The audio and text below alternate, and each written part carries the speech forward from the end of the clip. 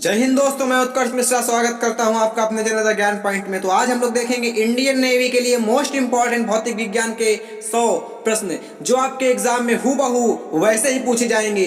तो आप इस वीडियो को पूरा देखिएगा बिना स्किप करते हुए। और ये हमारा वादा है कि इस सीरीज से आपका 2 से 3 नंबर डैम श्योर पक्के हो जाएंगे। और इसकी ऐसे ही हम 5 सीरीज लाएंगे। इट मीन्स 500 क्वेश्चन करवाएंगे और 500 क्वेश्चन जो आपके इंडियन नेवी में पूछे जा चुके हैं पिछले वर्ष वही क्वेश्चन उतारेंगे, क्योंकि डिफेंस परीक्षा जो होती है और खासकर इंडियन नेवी में फिजिक्स बहुत ही कठिन आती है। तो अगर हम लोगों को प्रैक्टिस मिल जाएगी अच्छे क्वेश्चनों की तो हम अपनी सफलता को सुनिश्चित कर सकते हैं। और सब जानते हैं कि इंडियन नेवी में जाना अपने लिए और अपने परिवार के लिए गर्व की बात होती है। Indian navy the ocean of opportunity. पूरा वीडियो देखिएगा बिना स्किप करते हुए। प्रत्येक क्वेश्चन आपके एग्जाम के लिए मोस्ट इंपॉर्टेंट है और प्रत्येक क्वेश्चन है आपको एक नया कॉन्सेप्ट जानने को मिलेगा। समय न वेस्ट करते हुए चालू करते हैं अपना लेक्चर। पूरा लेक्चर देखिएगा, हम बार बार कह रहे हैं। सबसे पहला क्वेश्चन हमारा लिखा हुआ है कि दूरबीन का आविष्कार किसने किया था।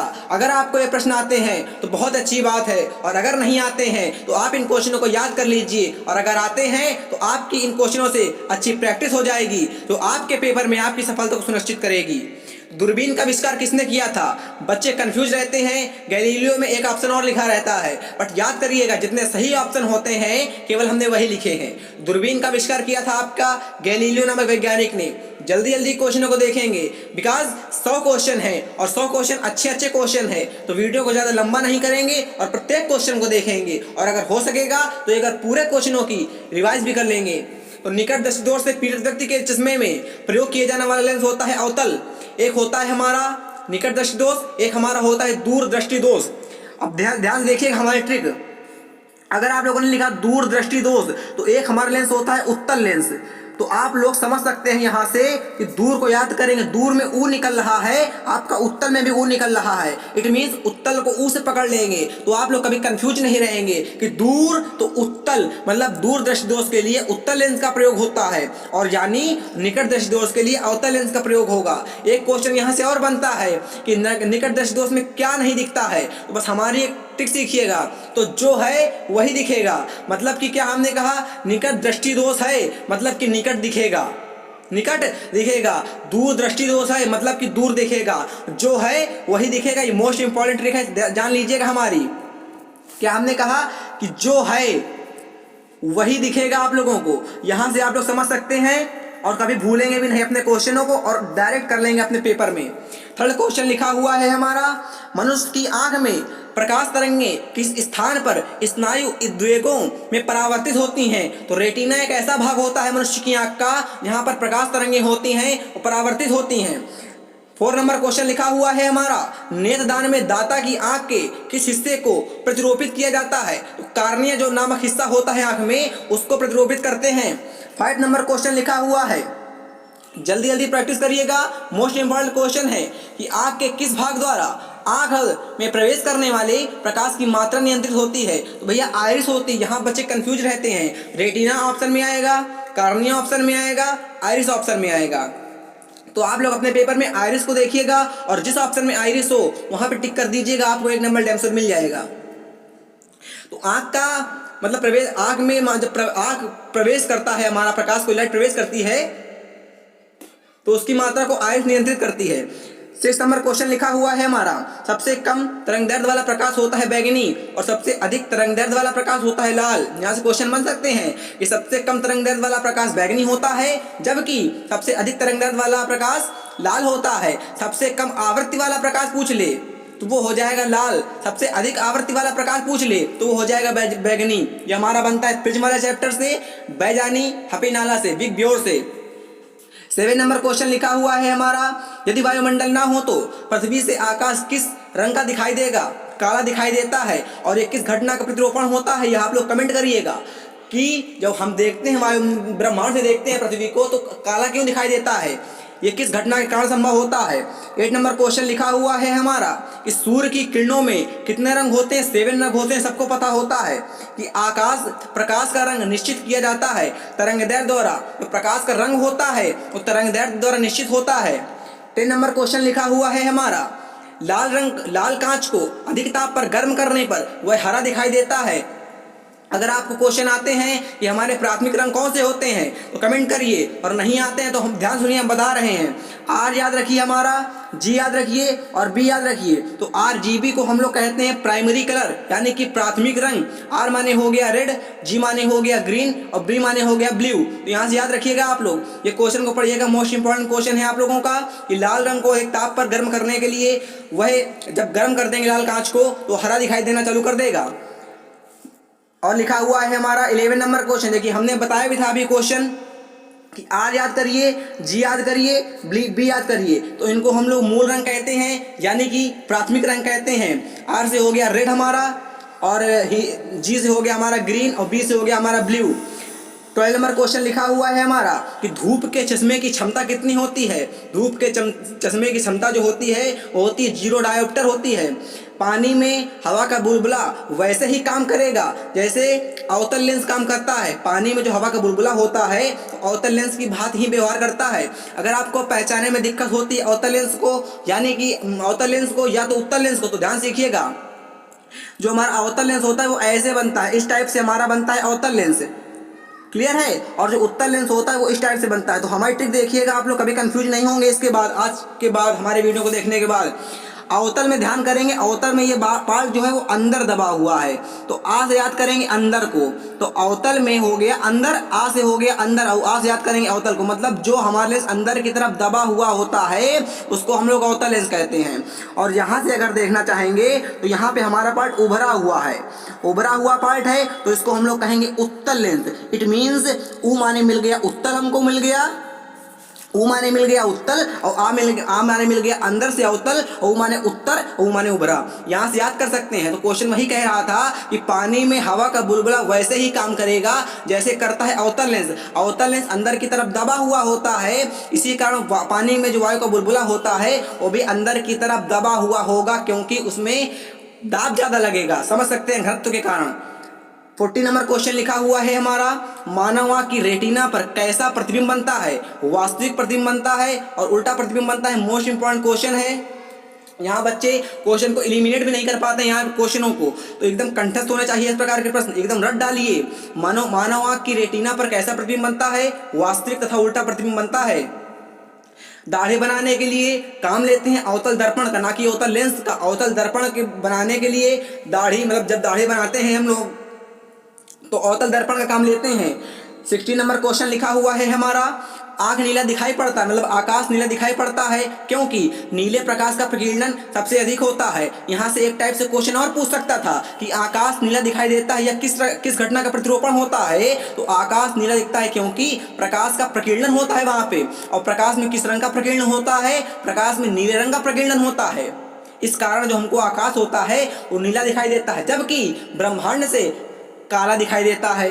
70 नंबर क्वेश्चन लिखा हुआ है हमारा, जब प्रकाश की किरण एक माध्यम से दूसरे माध्यम में जाती है तो उसकी आवृत्ति समान रहती है। जो उसकी फ्रीक्वेंसी होती है वो कभी नहीं चेंज होती है, फ्रीक्वेंसी उसकी कभी नहीं चेंज होगी। ध्यान से रखिएगा, मोस्ट इंपॉर्टेंट क्वेश्चन है वाला आप लोगों के नेवी एग्जाम के लिए। और हम जानते हैं कि लक्ष्य के बहुत करीब है इंडियन नेवी के, और हमको पाना ही है, अपने वतन में वर्दी चाहनी है हमको।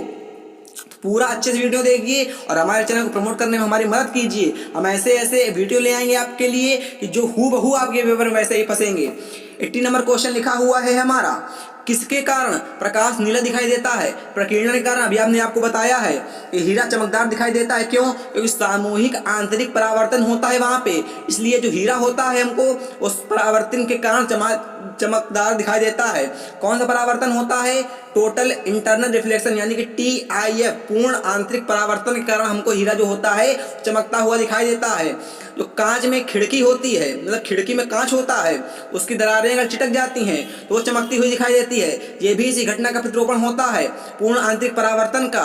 प्रकाशिक तंतु होते हैं वो भी इसी घटना के परावर्तित रूप होते हैं, पूर्ण आंतरिक परावर्तन के। अभी हमने आपको बताया था कि प्रकाश में कितने रंग होते हैं? 7। वही की होते हैं हमारे इंद्रधनुष में 7 रंग।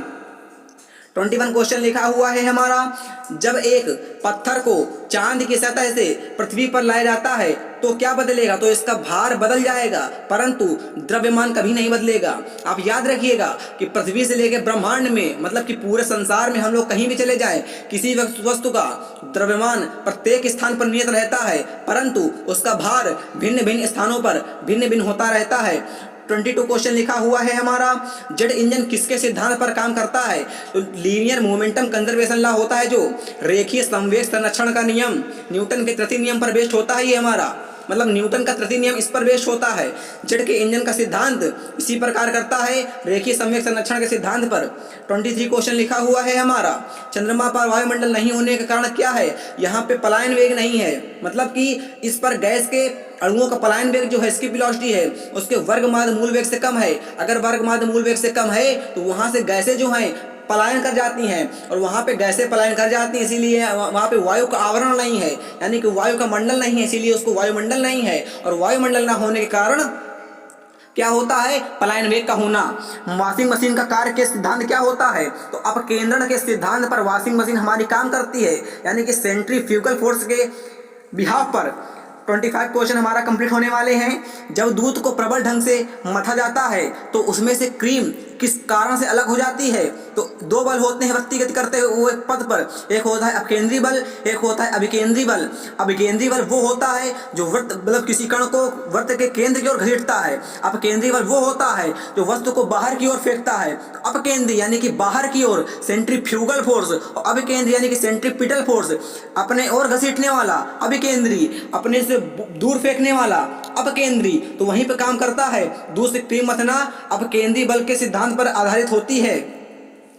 26 क्वेश्चन लिखा हुआ है हमारा, कोई साइकिल सवार किसी मोड़ से घूमता है, अंदर की ओर झुक जाता है। क्वेश्चन यहाँ पे ये आएगा ऑप्शनों में, कोई साइकिल सवार मोड़ पर घूमता है तो अंदर की ओर झुक जाता है, बाहर की ओर झुकता है, या तो अंदर से बाहर की ओर झुकता है, या तो बाहर से अंदर की ओर झुकता है। तो याद रखिएगा, ऐसे क्वेश्चनों में, ऐसी लैंग्वेज में बच्चे जरूर कंफ्यूज होते हैं, तो आपको अगर याद है कभी कंफ्यूज नहीं होंगे। अंदर की ओर झुक जाएगा, कोई साइकिल सवार होता है वृत्ति मतलब किसी मोड़ पर मुड़ते समय।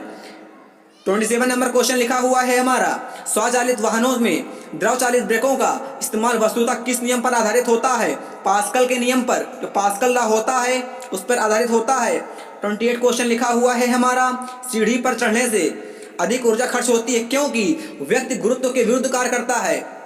भाई गुरुत्व क्या होता है? तो पृथ्वी को अपनी मतलब किसी वस्तु को अपनी ओर घसीटता है और वस्तु उसके विपरीत जा रहा होता है। तो जाहिर सी बात है, जब जी लगेगा, जब जी हमारा नीचे की ओर लग रहा है और जो व्यक्ति है मतलब व्यक्ति का मास ऊपर जा रहा है, व्यक्ति हमारा ऊपर जा रहा है तो उसको जी घसीटेगा। अब जी घसीटेगा तो इसका मतलब व्यक्ति गुरुत्व के विरुद्ध कार्य कर रहा है, इसीलिए अब सीढ़ी पर वो चढ़ेगा तो उसको अधिक बल लगाना पड़ेगा। 29 क्वेश्चन लिखा हुआ है हमारा, जब एक चल वस्तु की गति दोगुनी कर दी जाती है तो उसकी गतिज ऊर्जा चौगुनी हो जाती है। सूत्र पता होगा आप लोगों को, के बराबर होता है 1/2 mv²। अब यहाँ पे कह रहा था वस्तु की गति दोगुनी कर दिया थी, यानी कि v को हम 2 टाइम्स कर देंगे, यानी कि k के प्रोपोर्शनल में आपका v चलता है। अब इसको 2 टाइम्स करेंगे तो ये अपने आप 4 टाइम्स हो जाएगा, समझ सकते हैं, क्योंकि वर्ग के अनुपाती होता है। चौगुनी हो जाएगी हमारी गतिज ऊर्जा, काइनेटिक्स एनर्जी। डायनेमो परावर्तित करता है यांत्रिक ऊर्जा को विद्युत ऊर्जा में। अगर आपको इस टाइप के प्रश्नों में कोई भी दिक्कत होती है परावर्तन के लिए, मतलब परावर्तित वाले प्रश्नों में, तो हमने उसके लिए एक सेपरेट वीडियो बना के डाल चुके हैं। आप लोगों ने नहीं देखा, लिंक जाके हमारे डिस्क्रिप्शन में जाके देख सकते हैं और अच्छे से वॉच करिएगा वीडियो को। 31 क्वेश्चन लिखा हुआ है हमारा, सूर्य में की ऊर्जा उत्पन्न होती है नाभिकीय संलयन से। यहाँ पे 2 टाइप क्वेश्चन पूछता है, ऑप्शन में लिखा रहेगा नाभिकीय संलयन के द्वारा या नाभिकीय विखंडन के द्वारा। तो याद करिएगा, सूर्य की ऊर्जा उत्पन्न होती है तो नाभिकीय संलयन के द्वारा उत्पन्न होती है। प्रेशर कुकर में खाना कम समय में पक जाता है, क्यों? क्योंकि अधिक दाब के कारण पानी का ताप जो है वो बढ़ जाता है। अगर आप टेम्परेचर को इंक्रीज करेंगे तो जो बॉइलिंग पॉइंट ऑफ वाटर होता है वो इंक्रीज कर जाएगा, इसी कारण जो होता है प्रेशर कुकर में खाना जल्दी पक जाता है। 33 क्वेश्चन लिखा हुआ है हमारा, हाइड्रोजन से भरा रबड़ का गुब्बारा वायु में ऊपर जाकर फटता है क्योंकि वायुदाब घट जाता है, मतलब कि ऊपर जाने पर वायुदाब घट जाता है। इसी कारण जब ऊपर हम लोग जाते हैं तो हमारी नाकों से खून आने लगता है, हमारा जो इंक का पेन होता है उसकी इंक अपने आप बाहर आ जाती है, क्यों? क्योंकि ऊपर जाने पर हमारा वायुदाब घटता है। वही क्वेश्चन यहाँ पे कह रहा था कि जो वायु का गुब्बारा होगा रबड़ से बना हुआ, मतलब रबड़ से बना हुआ वायु का गुब्बारा होगा, ऊपर जाके फट जाता है, क्योंकि वहाँ पे वेपर प्रेशर की कमी हो जाती है, वायु दाब की कमी हो जाती है।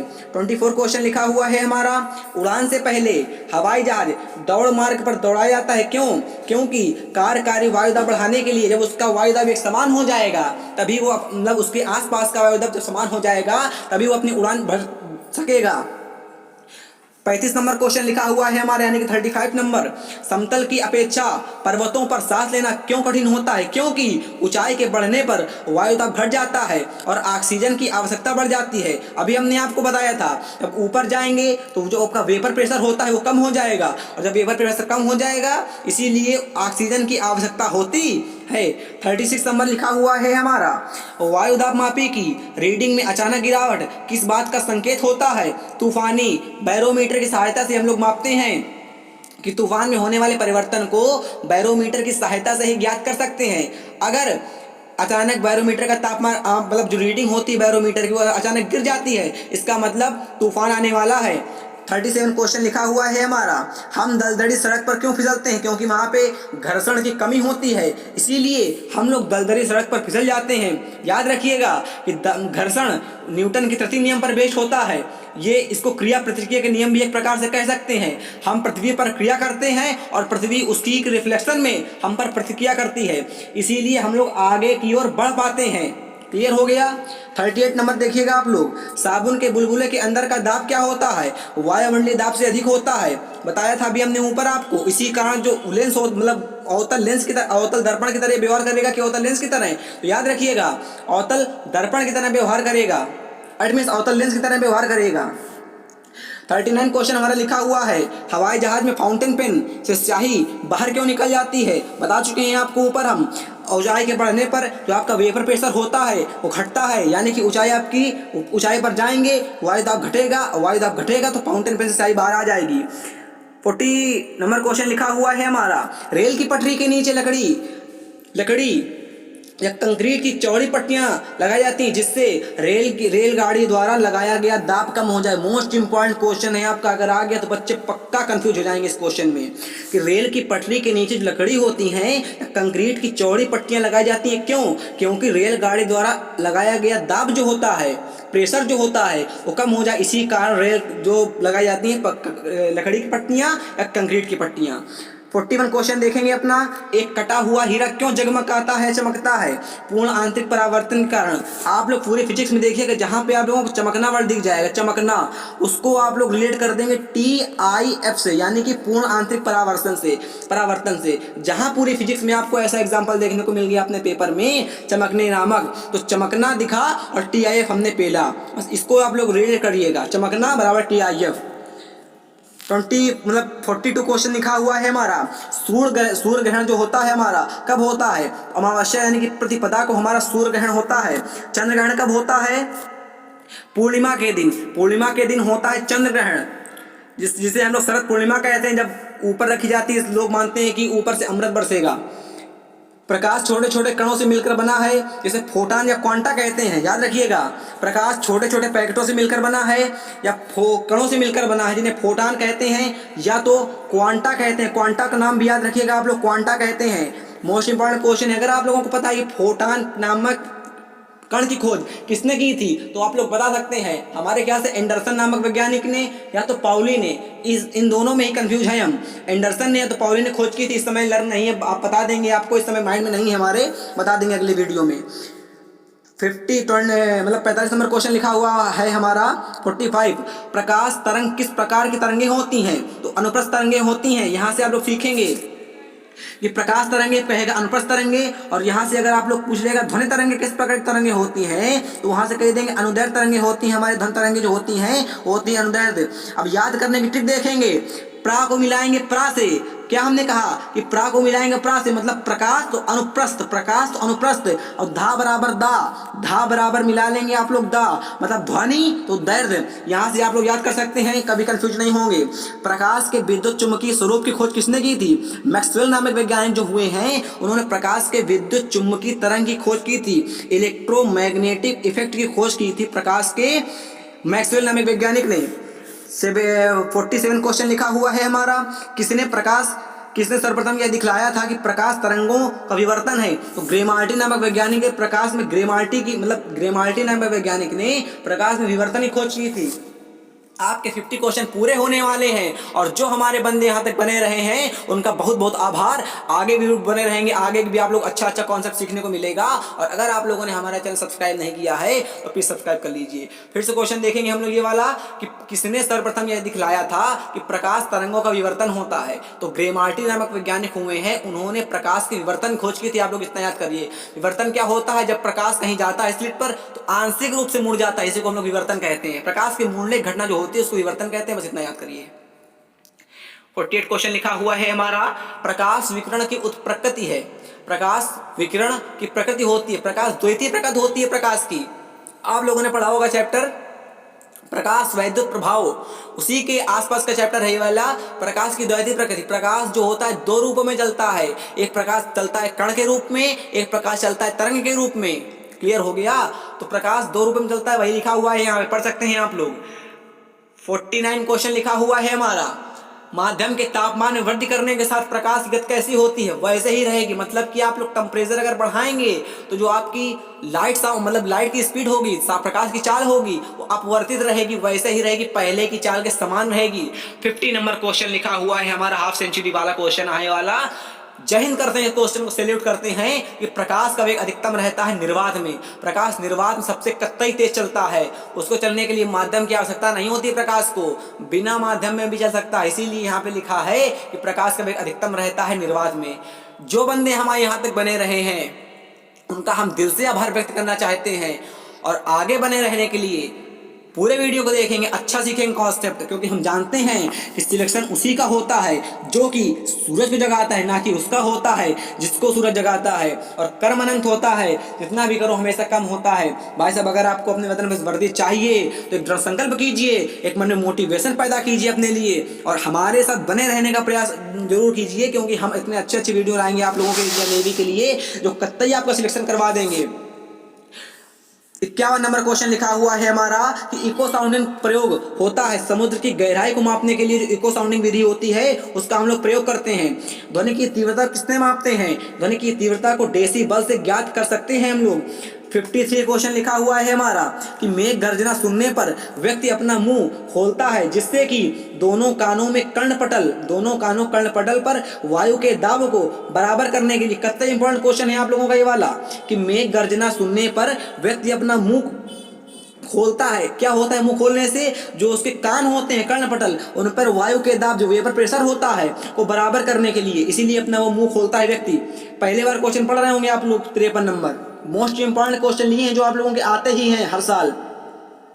मनुष्य के लिए मानक ध्वनि स्तर क्या होता है? तो 60 डेसिबल होता है। 60 डेसिबल जो होता है मनुष्य के लिए मानक ध्वनि स्तर होता है। एकास्टिक विज्ञान क्या होता है? ध्वनि से संबंधित जो एकास्टिक विज्ञान होता है वो ध्वनि से रिलेट करता है, मतलब कि साउंड से रिलेट करने वाले विज्ञान को हम लोग एकास्टिक विज्ञान कहते हैं, एकास्टिक साइंस कहते हैं। एक जैव पद्धति जिसमें पराश्रव्य ध्वनि तरंगों का उपयोग होता है सोनोग्राफी कहलाती है। डापलर प्रभाव किससे संबंधित होता है? ध्वनि से हमारा होता है, डापलर प्रभाव संबंधित होता है। रेडियो का समस्वरण उदाहरण है, रेडियो का जो समस्वरण होता है वो अनुनाद का उदाहरण होता है, रेजोनेंस का उदाहरण होता है रेडियो का समस्वरण। सोनार अधिकांशतः प्रयोग होता है तो नेवी के द्वारा होता है, नौ संचालकों द्वारा जो सोनार का अधिकतम उपयोग होता है। स्टेथोस्कोप ध्वनि के किस सिद्धांत पर काम करता है? तो स्टेथोस्कोप जो होता है ध्वनि के रिफ्लेक्शन पर यानी कि परावर्तन पर काम करता है। दलदल में फंसे व्यक्ति को लेट जाने की सलाह दी जाती है, क्योंकि अगर आपका क्षेत्रफल अधिक होगा तो वहां पे आपका दाब कम हो जाएगा। फार्मूला बनता है P = F/A। जितना आपका क्षेत्रफल कम हो जाएगा उतना आपका दाब अधिक हो जाएगा, जितना आपका क्षेत्रफल ज्यादा हो जाएगा उतना आपका दाब कम हो जाएगा। तो अगर व्यक्ति लेट जाएगा दलदल में फंसा हुआ तो खड़ा था, उसकी अपेक्षा लेटने पर उसका क्षेत्रफल ज्यादा हो गया। अब क्षेत्रफल उसका ज्यादा हो गया, लेटने पर क्षेत्रफल ज्यादा हो गया तो उसका प्रेशर कम हो जाएगा, इसी कारण वो जल्दी दलदल में धंसेगा नहीं। भारी हिमखंड शीर्ष की अपेक्षा निचले तल से पिघलता है, क्योंकि निचले तल का जो दाब होता है, प्रेशर होता है, अधिक होता है। इस कारण गलनांक जो होता है, मेल्टिंग पॉइंट जो होता है वो घट जाता है। फिर से पढ़ेंगे, निचले तल का दाब अधिक होने के कारण, गलनांक घट जाने के कारण पिघलता है निचला हिमखंड। बर्फ पर स्केटिंग करना मतलब शो करता है, क्योंकि दाब घटने पर बल्ब का गलनांक घटता है। सब बता चुके हैं अभी ऊपर हम आपको कि अगर आप लोगों ने प्रेशर को इंक्रीज कर दिया तो आपका जो मेल्टिंग पॉइंट होगा डिक्रीज कर जाएगा। 64 क्वेश्चन लिखा हुआ है हमारा कि बांध के नीचे की दीवार मोटी बनाई जाती है, क्योंकि अभी हमने क्वेश्चन बताया था आपको P बराबर होता है F/A। जब आप लोग एरिया को इंक्रीज करेंगे तो आपका P डिक्रीज करेगा, प्रेशर कम होगा तो वहाँ बल कम लगेगा। वही क्वेश्चन कह रहा है आपसे कि गहराई बढ़ने के साथ द्रव का दाब बढ़ता जाता है, और द्रव दाब को संतुलित रखने के लिए जो बांध की दीवारें होती हैं वो मोटी बनाई जाती हैं। मोटी का मतलब क्षेत्रफल अधिक हो जाएगा, और क्षेत्रफल अधिक होने से दाब कम लगेगा, दाब कम लगने से F का मान भी कम लगेगा। 65 क्वेश्चन लिखा हुआ है हमारा, वायुमंडल में बादलों के तैरने के कारण क्या होता है? घनत्व होता है डेंसिटी। डेंसिटी के कारण जो हमारे बादल होते हैं वो वायुमंडल में तैरते हैं। 66 क्वेश्चन लिखा हुआ है हमारा, तैराक को नदी के मुकाबले समुद्री पानी में तैरना आसान क्यों लगता है? क्योंकि समुद्री पानी का जो घनत्व होता है, डेंसिटी ऑफ सी वाटर होता है, समुद्री पानी का घनत्व होता है और साधारण पानी ज़्यादा होता है, इसीलिए समुद्री पानी में तैरना आसान होता है नदी की अपेक्षा या साधारण पानी की अपेक्षा। 67 क्वेश्चन लिखा हुआ है हमारा, वायु की मात्रा बदलने पर अपवर्तित रहेगा तो घनत्व होता है डेंसिटी। अगर आपने वायु की मात्रा बदल दी, वस्तु यहाँ लिखा हुआ है, हम कंफ्यूज हो गए हल्का सा देखते हुए। वस्तु की अगर आप लोगों ने मात्रा बदल दी तो उसका जो घनत्व होगा डेंसिटी वो नहीं बदलेगी, क्योंकि द्रव्यमान पर डिपेंड करती है वो। पानी का घनत्व अधिकतम होता है 4 डिग्री सेल्सियस पर अधिकतम होता है पानी का घनत्व जो होता है। जब कोई नाव नदी से समुद्र में प्रवेश करती है थोड़ी ऊपर उठ जाती है। क्यों ऊपर उठ जाती है? क्योंकि अभी हमने आपको बताया है कि समुद्र के जल का जो घनत्व होता है, डेंसिटी ऑफ सी वाटर होती है, वो अधिक होता है साधारण जल के अपेक्षा या नदी के जल की अपेक्षा। इसी कारण जब वो ज़्यादा घनत्व का होगा तो हल्का सा नाव ऊपर उड़ जाएगी। स्टील की गोली पारे में तैरती है, क्योंकि पारे का घनत्व स्टील की अपेक्षा अधिक होता है। जिसका घनत्व अधिक होगा वो नीचे रहेगा, और जिसका घनत्व कम होगा वो ऊपर तैरेगा, यानी कि वो ऊपर रहेगा। तो स्टील का घनत्व कम होता है, इसीलिए ऊपर तैरती रहती है। बर्फ पानी में तैरती है परंतु एल्कोहल में डूब जाती है। क्यों? क्योंकि बर्फ पानी से हल्की होती है, जाहिर सी बात है बर्फ पानी से हल्की होती है। क्लियर है? तथा एल्कोहल में भारी होती, जो चीज़ भारी होगी वो नीचे रहेगी। अभी हमने आपको बताया जिसका घनत्व ज़्यादा होगा वो नीचे रहेगा, और जिसका घनत्व कम होगा वो ऊपर रहेगा। अब जिसका घनत्व कम होगा तो वो ऊपर रहेगा, अर्थात बर्फ ऊपर रहती है पानी में और एल्कोहल में डूब जाती है। मतलब एल्कोहल में हाँ, क्लियर है आपका। 72 क्वेश्चन लिखा हुआ है हमारा, पानी से भरी डाट लगी बोतल जमने पर टूट जाएगी, क्योंकि जल जमने पर आयतन बढ़ता है। जब जल को जमाओगे आप लोग तो उसका आयतन जो होगा वो बढ़ जाता है। 73 क्वेश्चन लिखा हुआ है हमारा, पहाड़ी पर चढ़ता एक व्यक्ति आगे की ओर झुकता है। क्यों? क्योंकि स्थायित्व को बढ़ाने के लिए वो आगे की ओर झुकता है। अगर वो आगे की ओर ना झुके तो गिर सकता है और दुर्घटनाग्रस्त हो सकता है। इसी कारण पहाड़ी पर चढ़ता हुआ व्यक्ति जो होता है वो आगे की ओर बढ़ता है, अपनी स्टेबिलिटी को मेंटेन करने के लिए आगे की ओर बढ़ता है। 74 क्वेश्चन लिखा हुआ है हमारा, शरीर का वजन अधिकतम कहाँ पे होता है? ध्रुव पर अधिकतम होता है शरीर का वजन, और विषुवत रेखा पर या भूमध्य की रेखा पर न्यूनतम होता है। पृथ्वी के केंद्र पर 0 होता है। याद करिएगा इस क्वेश्चन को आप लोग। 75 क्वेश्चन लिखा हुआ है हमारा, 75वां नंबर, 75 नंबर, यदि हम भूमध्य रेखा से ध्रुवों की ओर जाते हैं तो जी का मान बढ़ता है, और यदि ध्रुवों से भूमध्य रेखा की देखिएगा कि यदि भूमध्य रेखा से ध्रुवों की ओर जाएंगे जी का मान बढ़ेगा, और ध्रुवों से हम विपरीत आ जाएंगे भूमध्य रेखा की ओर तो जी का मान घटेगा। 76 क्वेश्चन लिखा हुआ है हमारा, F बराबर M S सबको पता होता है, ये वाला कोई बताने की जरूरत नहीं होती है। तो बल होता है द्रव्यमान और त्वरण के गुणनफल के बराबर होता है। द्रव्यमान गुणित त्वरण बराबर होता है बल। अशक्ति मतलब अश्व यदि अचानक चलना प्रारंभ कर दे तो अश्वारोही जो होता है गिर पड़ता है, क्योंकि विश्राम का अर्थ होता है। जो मोमेंटम मतलब जो इनर्शिया होता है 3 प्रकार का होता है। गति का अर्थ होता है, विश्राम का अर्थ होता है, मतलब 2 प्रकार का होता है, 3 नहीं, सॉरी हमने गलती हो गई। एक होता है गति का जड़त्व, एक होता है विराम का जड़त्व। तो जो घोड़ा अचानक चल दे, अगर जो हमारा हॉर्स होता है तो जो उसमें बैठा हुआ व्यक्ति होता है अचानक गिर पड़ता है। क्यों गिर पड़ता है? क्योंकि विश्राम के जड़त्व में होता है वो, और घोड़ा गति के जड़त्व में हो जाता है तो उसका नीचे वाला पार्ट तो वैसे गतिमान हो जाता है, बट ऊपर वाला पार्ट गतिमान नहीं होता है, कमर के ऊपर वाला। इसी कारण जो अश्वारोही होता है गिर पड़ता है। 78 क्वेश्चन लिखा हुआ है हमारा, रॉकेट की कार्य प्रणाली जो होती है वो किस सिद्धांत पर आधारित होती है? बताया था अभी हमने आपको, जेट इंजन की सिद्धांत थी और रॉकेट की सिद्धांत थी, और संवेग संरक्षण पर आधारित होते हैं। 79 क्वेश्चन लिखा हुआ है हमारा, न्यूटन के पहले नियम को भी कहते हैं जड़त्व का नियम, मुंह में मतलब जड़त्व का नियम कहते हैं। अगर यहाँ से क्वेश्चन आ जाता कि बल की परिभाषा देने वाला न्यूटन का कौन सा नियम था, मतलब कि बल की परिभाषा न्यूटन के किस नियम से देते हैं, तो बल की परिभाषा न्यूटन के पहले नियम से देते हैं। और पहले नियम को हम लोग गैलीलियो का नियम भी कहते हैं और पहले नियम को हम लोग जड़त्व का नियम भी कहते हैं। 3 परिभाषा यहाँ से मिलती हैं। रेल की पटरी के नीचे लकड़ी या कंक्रीट, अभी बता चुके हैं आपको, गलती हो गई। ध्वनि तरंगे जो होती हैं किसके कारण परावर्तित प्रतिध्वनि उत्पन्न करती हैं, इको साउंडिंग करती हैं परावर्तन के दौरान, सबको पता होगा। अच्छा क्वेश्चन है, ध्वनि का तारत्व किस पर निर्भर करता है, ये क्वेश्चन आप लोगों का एयरफोर्स में इस बार पूछा जा चुका है कि ध्वनि का तारत्व जो होता है किस पर निर्भर करेगा। तार तो नहीं होता, तारत्व होता है। ध्वनि का तारत्व जो होता है किस पर निर्भर करता है, वो आवृत्ति पर, फ्रिक्वेंसी पर निर्भर करता है। 83 क्वेश्चन लिखा हुआ है हमारा, विमानों के आंतरिक भागों की सफाई में किसका उपयोग होता है, पराश्रव्य तरंगों का उपयोग होता है। कई इंपॉर्टेंट क्वेश्चन है आपका ये वाला और पूछा जाने वाला क्वेश्चन है एयरफोर्स, ये परीक्षा में तो पूछा ही आता है और नेवी एग्जाम के लिए भी मोस्ट प्रोबेबल क्वेश्चन है। 84 क्वेश्चन लिखा हुआ है हमारा, वस्तु, किसी वस्तु का ताप किसका संसूचक होता है या किसका सूचक होता है, उसके अणुओं के औसत गतिज ऊर्जा पर, मतलब जो उसकी काइनेटिक्स एनर्जी होती है उसके मीन के बराबर होता है किसी वस्तु का ताप। वाष्प इंजन में उबलते हुए जल का तापमान किसके कारण उच्च हो सकता है, तो बॉयलर के अंदर उच्च दाब के कारण जो होता है वाष्प इंजन में जल का ताप उच्च हो सकता है।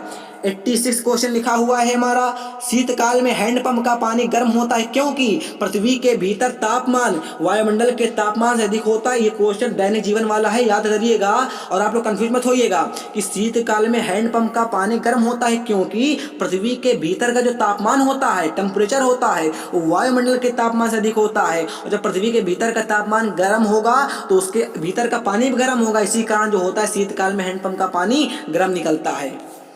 87 क्वेश्चन लिखा हुआ है हमारा, गैस तापमापी द्रव तापमापियों की तुलना में ज्यादा संवेदी होते हैं क्योंकि उनका जो प्रसार गुणांक होता है वो अधिक होता है, मोस्ट इंपॉर्टेंट क्वेश्चन है, आप लोग याद कर लीजिएगा। मेरा प्रत्येक क्वेश्चन आपको अगर इसकी पीडीएफ चाहिए तो एक लाइक करिए, एक कमेंट करिए कि हमको पीडीएफ चाहिए। जैसे ही आप कमेंट करेंगे वैसे ही आपकी पीडीएफ डाउनलोड हो जाएगी कमेंट करने के बाद। केल्विन मान से मानव शरीर का सामान्य तापमान कितना होता है, 310 केल्विन मानव शरीर का तापमान होता है। यहाँ से आप लोग निकाल सकते हैं C/5 F-273/9 और K/5 से यहाँ से आप लोग याद कर सकते हैं। तप्त जल के थैलों में जल का प्रयोग किया जाता है क्योंकि जो इसकी विशिष्ट ऊष्मा होती है, स्पेसिफिक हीट होती है, बहुत अधिक होती है। अगर आपको इसकी विमा पता होती है तो बताइएगा, मोस्ट इंपॉर्टेंट विमा होती है इसकी, क्या होती है विमा, कमेंट करिए आप लोग। दो रेल पटरियों के मध्य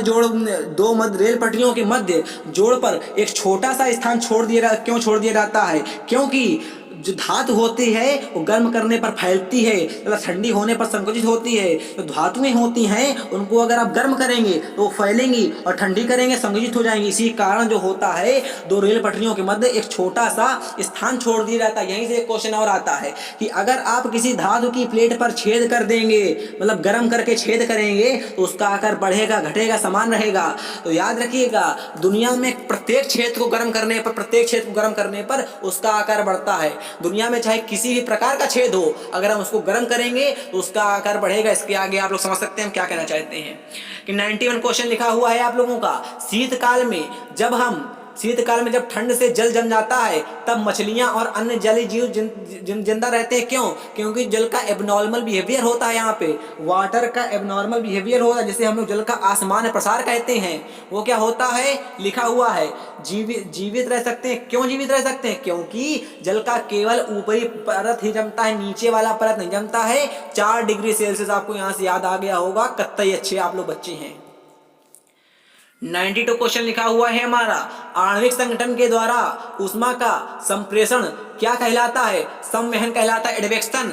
मोस्ट इंपॉर्टेंट क्वेश्चन याद करिएगा कि आणविक संगठन के द्वारा ऊष्मा का संप्रेषण क्या कहलाता है? संवहन कहलाता है। और याद करिएगा कि संवहन किसके कारण होता है, और कमेंट करिएगा अगर आप लोगों को पता है तो। संवहन के बारे में जितना भी आप लोग जानते हैं कमेंट करिएगा कि इसके लिए माध्यम की आवश्यकता होती है कि नहीं होती, किस माध्यम में चलता है, गैस में, ठोस में, द्रव में चल सकता है कि नहीं चल सकता, कमेंट करिए आप लोग। तब तक हम बताते हैं नेक्स्ट क्वेश्चन 93 नंबर। शीतकाल में कपड़े हमें गर्म रखते हैं क्योंकि शरीर की ऊष्मा को बाहर जाने से रोक देते हैं।